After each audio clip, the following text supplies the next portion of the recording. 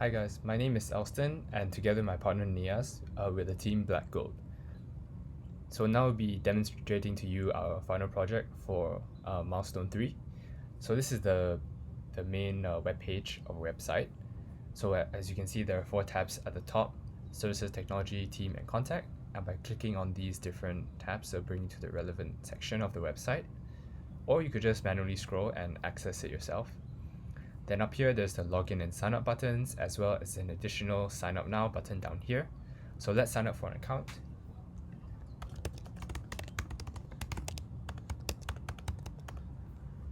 So sign up, and now we can log in. So in the previous milestone, we had some problems with the login, which now have been fixed.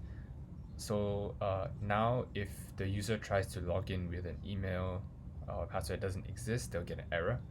So let's just put in a random email and password. Yeah. So I created an account before, so let's see if I put in a random password if it'll work. And yep, it doesn't. So let's now log in with the account I signed up with.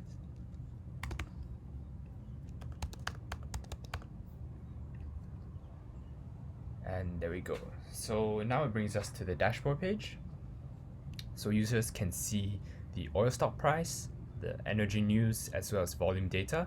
So I'll quickly run through what each of these 3 sections can provide the user. So the oil stock price can show users the stock price of oil.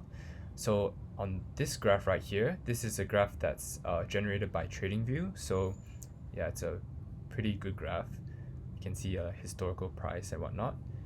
Then down here, users can select different options based on what they want to see. So for example, by clicking on USA and then apply changes, users will be able to see the predicted price of oil each date based on the volume data generated by our machine learning model, which will be covered by Nias later on. So when users hover over a specific point, for example, let's say this one, so they can see on the 22nd of July, the price is predicted to be $51, and so on. Then to click China, they can see the relevant data for that. Then moving on to energy news, users can view relevant energy and or oil related news. For example, this one, if they click on go to article, bring them to the article. Yeah. So then find the last section, volume data. So this one is the data that's obtained by our machine learning model. And like I said, Nias will take a deeper dive into this later, but generally what these numbers are, for example, this one is 0.79. So this one is for USA. So that means that on this specific date, our machine learning model uh, looked at the satellite imagery for oil tanks in the US, then estimated the total uh, average fraction of the oil to be 0.79. So if this number was 0, it would mean that the average of all the oil tank's capacity is 0 or empty. Whereas if it was 1, it would mean that it would be full or 100%. So they can also go down here to China and view similar results. So yeah, thank you very much. Now I hand it over to Nias for a deeper explanation. Hi, I am Nias from Black Gold.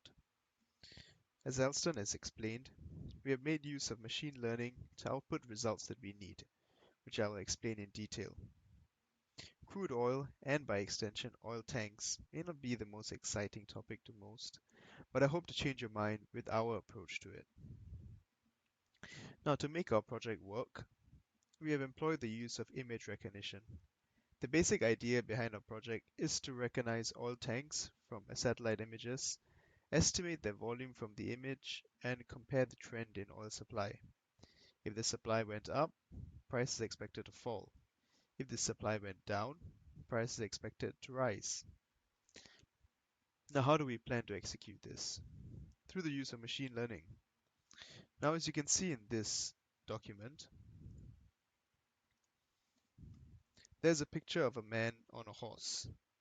Now, it's intuitive for us. It's almost instant for you to recognize there's a man and a horse.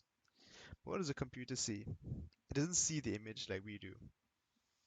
It registers row upon row of values corresponding to each pixel, as you know them, RGB values. It has no way of interpreting what is in the image, without any help, of course. Now, if a man looked exactly the same way in every image, the computer could easily recognize him, because it would simply compare the specific values of a man in one image to any other. But no two men look exactly the same. And the angle of a person in an image could always be different. And a machine learning model should be able to recognize a man in every image. Now, as you can see in this next slide, this is Detectron 2 working its magic and registering what it thinks are such objects in a scene. As you can see, it sees a 100% chance of the man on the horse, a 100% chance of the horse itself, and various other probabilities for the other objects in the scene. Now, it may not have seen that person in the background before, but it is still able to recognize this person because it has been trained on a dataset of other images. Such a technology is what we have employed for our own project. Much like a toddler, this machine learning model has to be taught what to look out for.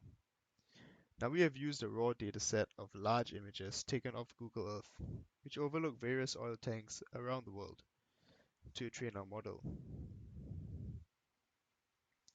as you can see here. So this is a sample of the images that we are using. Now preparing this dataset was supposed to be a breeze. However, we encountered many roadblocks.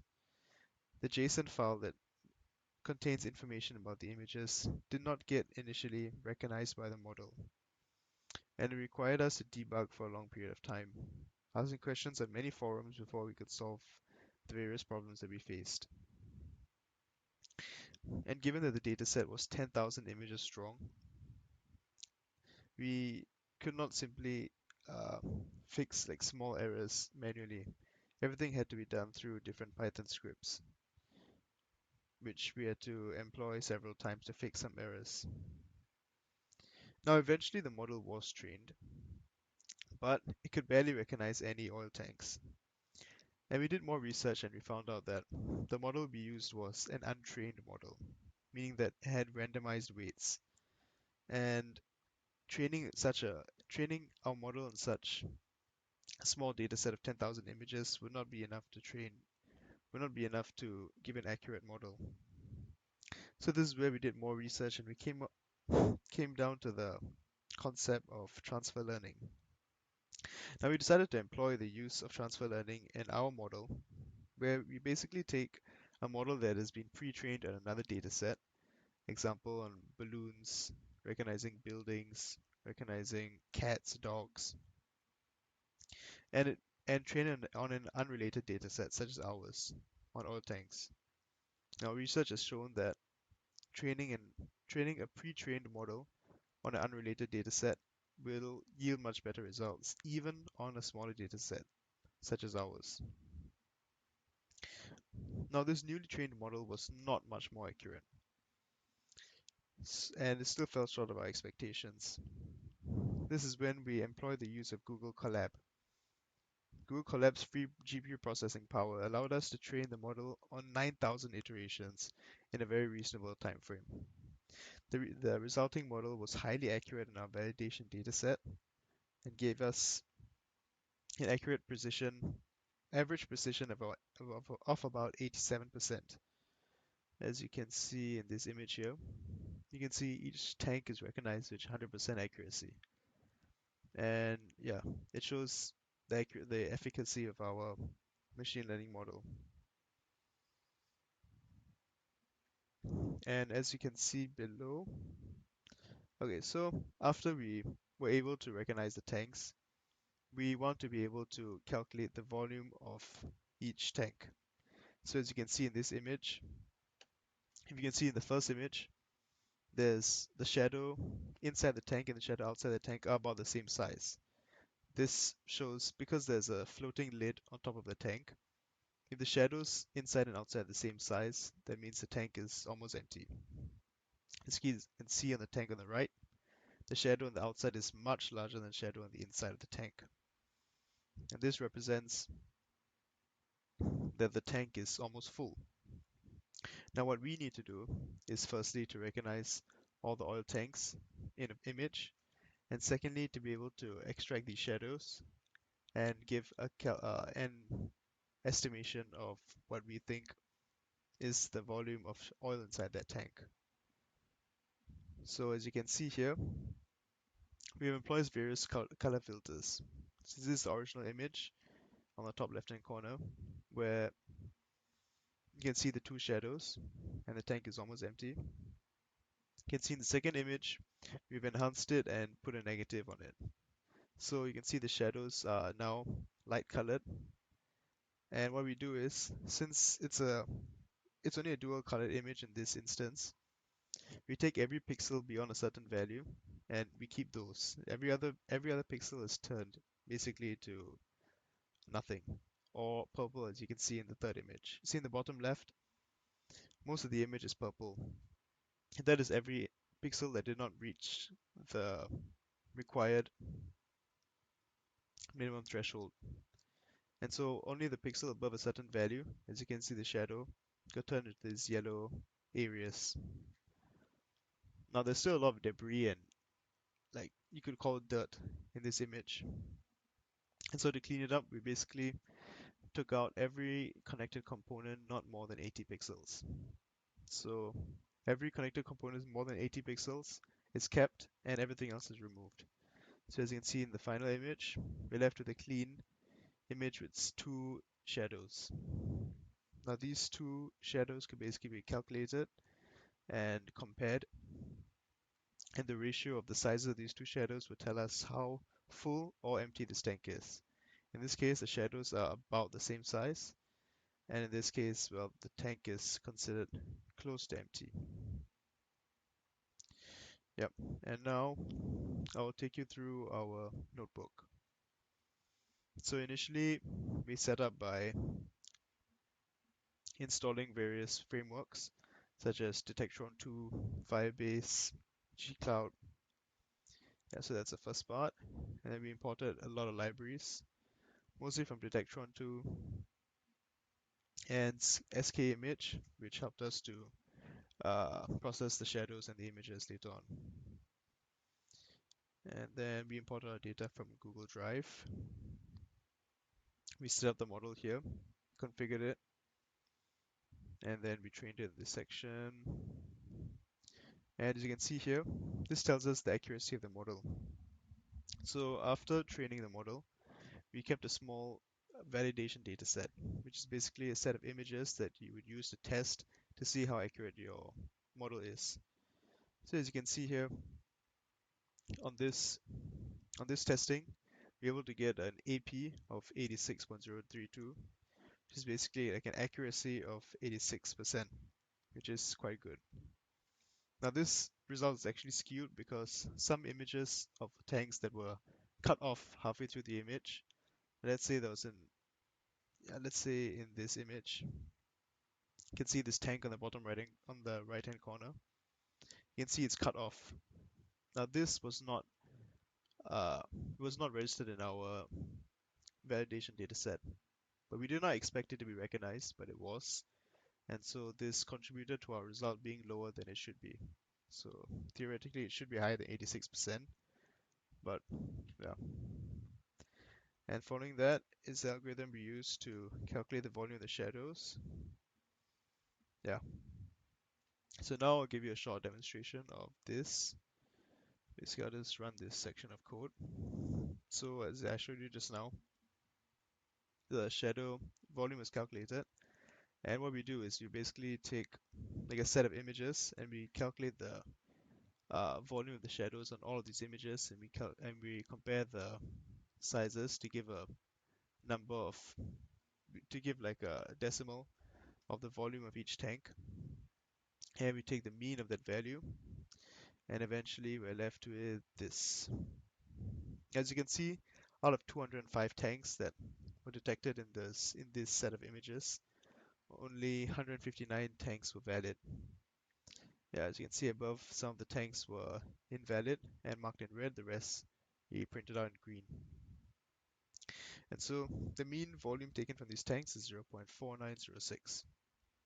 Now see this last line, data successfully uploaded to the database.